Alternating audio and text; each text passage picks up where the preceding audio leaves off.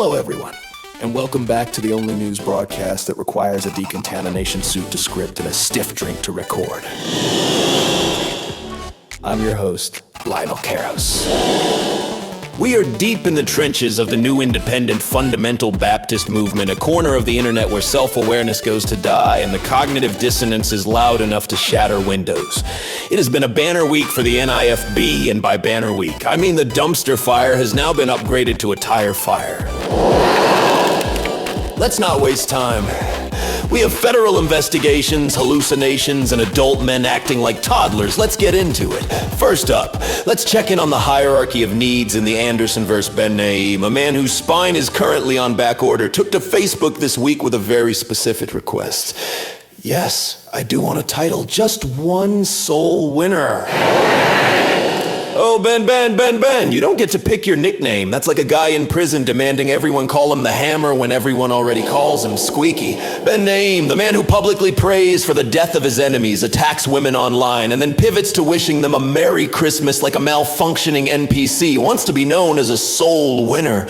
But let's be real, the internet is a cruel place and titles are earned, not requested. To the rest of the world, you aren't a sole winner. You are the movement's emotional support animal. You are Steven Anderson's lapdog, a golden retriever in a suit. Steven says, jump. Ben says, how high? Steven says, beat the kids with a glue stick. Ben says, it's biblical discipline.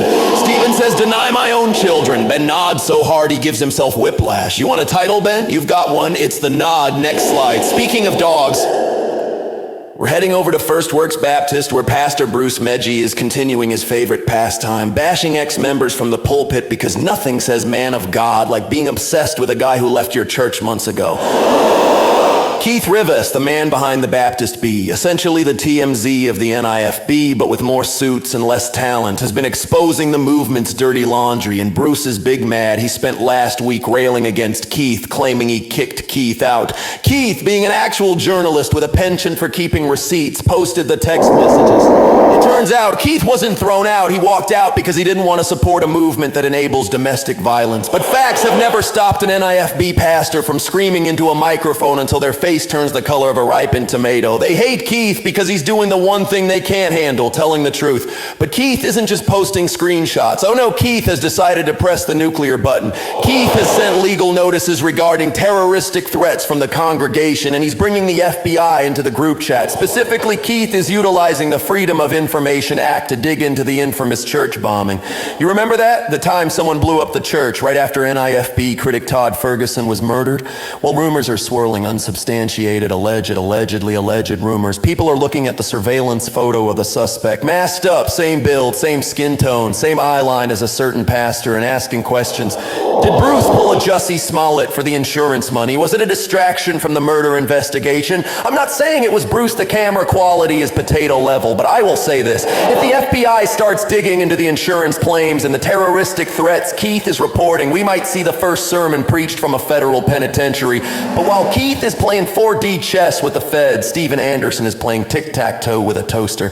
We have reached the cyber psychosis arc of the anime. Steven Anderson, a man who believes the King James Bible is the only book you need, has discovered artificial intelligence. And folks, it's not going well, Steven asked Grok. Elon Musk's anti-woke AI. Why his Twitter engagement is down. Now, a rational person would think, maybe my engagement is down because I post hateful, violent rhetoric that violates every term of service on the planet. But no, Steven's engagement isn't down because he's irrelevant. It's a conspiracy, and Grok, bless its hallucinating little heart, fed him a JSON file that Steven thinks is a leaked Pentagon document. Look at this! Steven posted this thinking it was real code from the X backend. Let's look at the variables here. Premium Plus status provides some buffering but does not exempt. Steven really thinks Elon Musk has a hard-coded variable that says, well, he's calling for the execution of minorities, but he pays us $16 a month, so let's let him cook for a bit.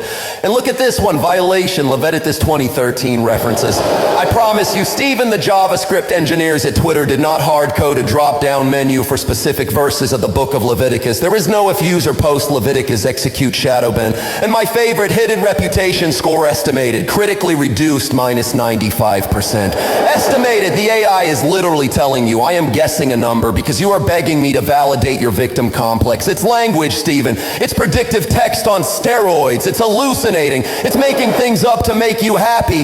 It's like asking Tracking a magic 8-ball, does everyone hate me? And the ball replies, outlook not so good, and you try to file a lawsuit against the toy manufacturer for defamation.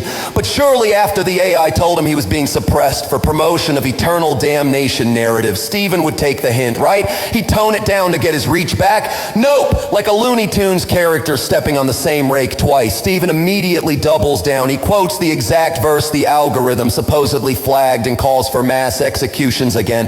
He is essentially the Daffy Duck of hate preachers. You can't silence me. He says, then immediately gets silence and shouts, despicable. We should be thankful Grok isn't sentient. If it was, it would be currently filing for disability due to the trauma of having to act as a therapist for a middle-aged man-child who thinks the internet is plotting against him because he can't stop tweeting about death penalties.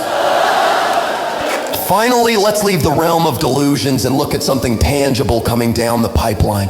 Paul Wittenberger has released an update on the Man of God documentary series. This is the project documenting the alleged abuse committed by Steven Anderson against his family. Episode 1 is officially titled The Cord. For those who don't know, this is a chilling reference to the testimony of 4 of Anderson's adult children who claim he beat them with electrical cords.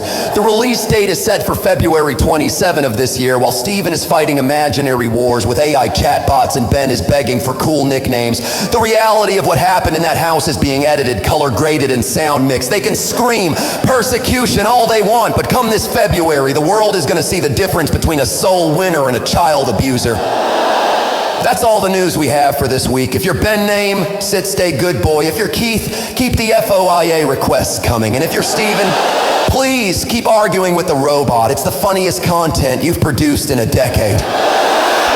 I'm Lionel Keros. Stay safe, stay sane, and I'll see you in the comments.